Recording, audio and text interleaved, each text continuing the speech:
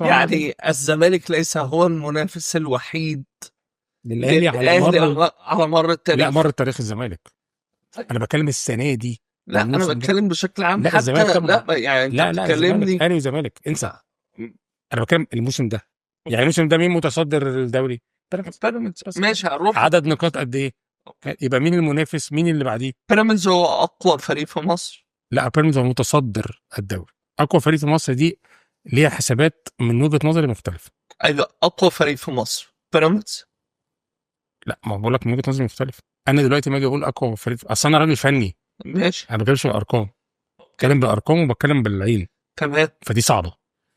ليه صح؟ ناس صعبه ليه؟ ان انت في ناس هتقول سكواد احلى سكواد، في ناس تقول لك بيراميدز، أكيد. وفي ناس تقول لك احلى سكواد الاهلي. لا. لا ده مش حقيقي. ليه بس؟ استنى، ما انت عندك دلوقتي، ما انت انا يا عم مش اقوى سكواد، مم. حلو، واخد دوري وكاس وسوبر وافريقيا وكل حاجه.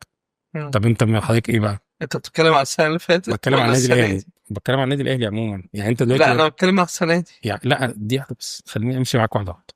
مم. دلوقتي انت مثلا اي حد بيقول ان مش اقوى، يا جماعه اقوى 30 لعيب في مصر مش الاهلي مثلا، مش بس الزمالك مثلا، بس. ايا كان، والنادي في الاخر ما يجي يحقق بطولات كتير جدا، مم. يبقى هو ده اقوى نادي.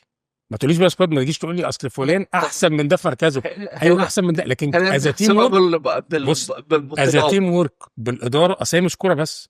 خلي بالك، هي الكوره دي لعيبه بتلعب في الملعب مع مدرب بيوظف اللعيبه، مع مدير كوره بيحافظ على اوضه اللبس، مع اداره بتحرك، مع جمهور بيحرك. إذا أنت رايح لتقييمك كأفضل فريق باكج. باكج يبقى بالبطولة.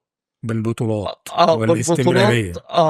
والاستمرارية، نعم. مش باللعيبه. بالأمور الفنية. يعني ما هجيب لك على فكره، اقول لك على حاجه بس خليني ها. اديك مثال.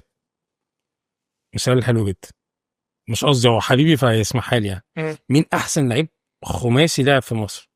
خماسي، محمود عبد الحكيم. صح كده؟ طبعا. مهاري غير طبيعي، مم. صح؟ مم. محمود عبد الحكيم راجل مهاري جامد جدا. لو انا جبته في نادي بيراميدز او الاهلي، وبقارن بين محمود عبد الحكيم واي حد تاني مهاريا، مم. محمود عبد الحكيم. طبعا. بس تعالى بقى از تيم ورك، ممكن يكون مجهود محمود عبد الحكيم كراجل بيدافع، الورك ريت بتاعه، جري قد ايه الناحيه الدفاعيه، ثرو باس، معدله مش زي حد تاني. مم.